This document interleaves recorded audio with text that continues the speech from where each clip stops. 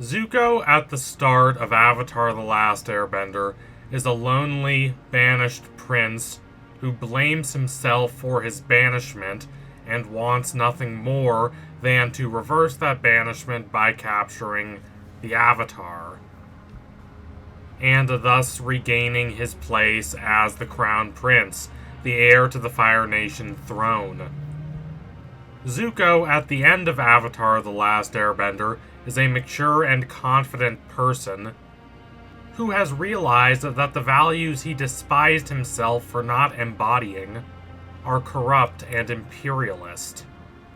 He has rebelled against those values, joined the war against his father, earned the forgiveness of Team Avatar, and then defeated Azula to become the new firelord. There are only a few consistencies between the person he is at the start of the series and the person he eventually becomes. One is his love and respect for his uncle. While this grows throughout the show, and he is more willing to openly demonstrate this love, it has always been there. Think about episode 107, when he makes the choice to save his uncle instead of chasing the Avatar. The other consistency between the person Zuko is at the start of the series and the person he later becomes is his love for Mai. This is supposed to be a convincing love story. Their childhood crushes, a fact Azula exploits for mockery in episode 207, Zuko Alone, and when they are finally reunited, the attraction between them is apparently stronger than ever, even though they have not seen each other in 3 years. I know a lot of people absolutely hate this relationship.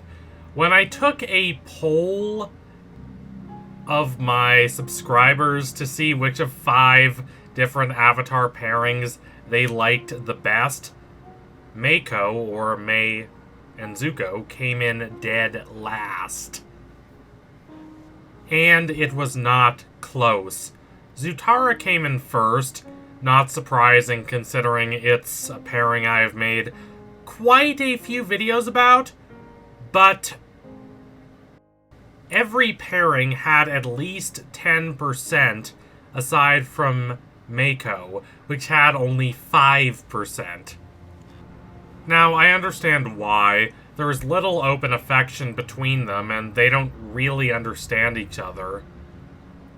Mai is relatively privileged. Her life has not been perfect, but it has been relatively easy.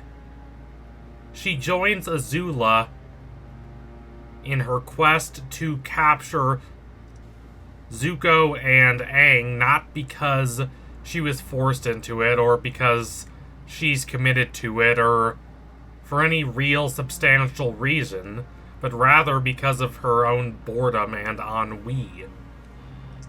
While it is true that she was born into a less privileged household than was Zuko, there was no love between Zuko's parents.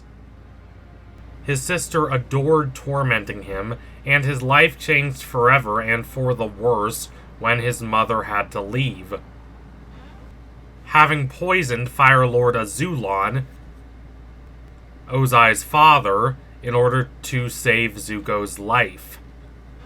And this is before he was exiled for not fighting an Agni Kai against his father, and forced to chase the Avatar for 3 years.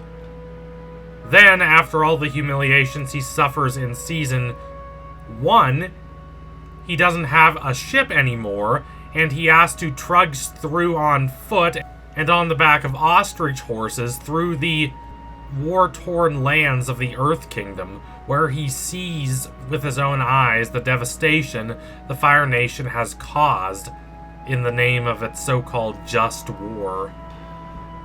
He loses the prideful arrogance that wants to find him. The person he is when he comes back to Mai is not the same person he was when he left. He's not a naive kid anymore, and she can't really relate to him. Though she tries to help him, she does not comprehend the weight of his experiences. She does not know that she is inextricably tied to a life and a way of thinking that rings hollow for Zuko after his sorrows and tribulations these last 3 years. It's also not like Zuko tries to understand her struggles. He does not consider her perspective, resulting in her becoming disillusioned with him in episode 305, The Beach, and again after he leaves her with only a letter, and she's forced to confront him in episode 315, The Boiling Rock Part 2. Still, I admire how they try to make this relationship work. He loves her. Still, he really does. We're not really given any insight into why he loves her, other than the fact that he always has. But the glimpses we get of his feelings toward her are legitimately heartwarming. There are some nice moments even in such a relatively affectionless relationship. Think about when he reveals to Sokka in The Boiling Rock Part 1 that she is the one person he regrets leaving in the Fire Nation. She is the one reason he hesitates before deciding that he wants to leave behind the life he had yearned for 3 years. True, he makes some questionable decisions, such as not releasing her from prison immediately after he defeats Azula and becomes the new firelord. He is surprised to see her at his coronation, even though it has been at least weeks and perhaps months since he took the throne. But he loves her, even if he has difficulty expressing it. The question is whether this love would last, and I'm not sure it would. We see Mai break up with him in the comics that take place after the end of the series, as she realizes that he keeps too many secrets from her. As the comics progress, we get the sense that he has learned his lesson and she still loves him, and they will try to make their relationship work again in the future. But the question is, why would it work this time if it didn't work last time?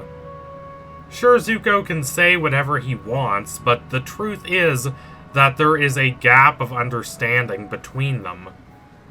Zuko holds on to the love for Mai that he had as a child, but he is a different person now. He's been a different person. I must invoke the words Iroh says to the captain of the ship in episode 112, The Storm. When Iroh has finished explaining Zuko's rationale for chasing the Avatar, the captain says that Zuko just wants things to go back to how they were before. And Iroh says, yes, that's true, but things can't go back to how they were before. Zuko has been shaped by trauma and tragedy, and to overcome that, he has to become a different person from the morally simple child he was at the start of the show. He has to become different from the boy she fell in love with. He has to become someone who profoundly understands the depths of the Fire Nation's deceptions and the innate difficulty in trying to help the country he now leads overcome those deceptions. Mai claims that he is too focused on himself and his secrets, and this is true, but it is not the whole picture. He's too focused on trying to help the Fire Nation overcome the darkness and bitterness and militaristic hatefulness that has gripped it for so long. Mai has not had to stare at the dark side of humanity, but Katara has. She is one person he can be completely open with. That is not all a successful relationship needs, but you cannot have a successful relationship without that. It's why so many characters harp on and on about trust, to the point that it becomes a cliche, A lot of writers comprehend the importance of trust, but they are unwilling to consider the implications of trust being so important. Trust is not just the absence of lying. Zuko does not lie to Mai, but that does not mean he really trusts her. Real trust, as demonstrated in the relationship between Zuko and Katara, is knowing that the walls you construct to stop others, or perhaps sometimes even yourself, from peering into the deepest recesses of your psyche are no longer necessary. Everyone has these walls to stop people from unintentionally hurting them, or just as an acknowledgement that no one else will completely understand their situation because everyone's life experiences are vastly different. Real intimacy, as distinguished from mere physical closeness, is the rarest of things. Katara has endured the same level of darkness that changed Zuko forever, that being far more than a few setbacks, or even the loss of a loved one. It's not just that Katara's mother died, it's that her mother died protecting her. And that loss causes her to become a different person, a person with a cold, dark thing at the center of her. A person who's furious at the direction her life has taken, but who can't reveal that anger. Just as Zuko dedicates himself to capturing the Avatar, she dedicates herself to helping those around her. But the anger is still there.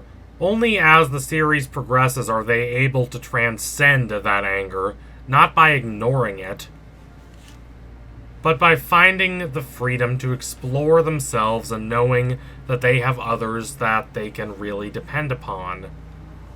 When Katara forgives Zuko, he's thrilled not just because he has redeemed himself from his betrayal, but because he knows he can have someone to trust. That genuine, honest, no illusions kind of trust. He can have someone who encourages him, someone with whom he can be completely open.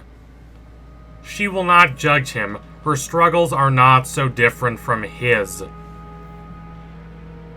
So thank you all for watching. If you liked what you saw today, don't forget to like and comment and subscribe. Donate to my Patreon if you can and you want to see more videos like this.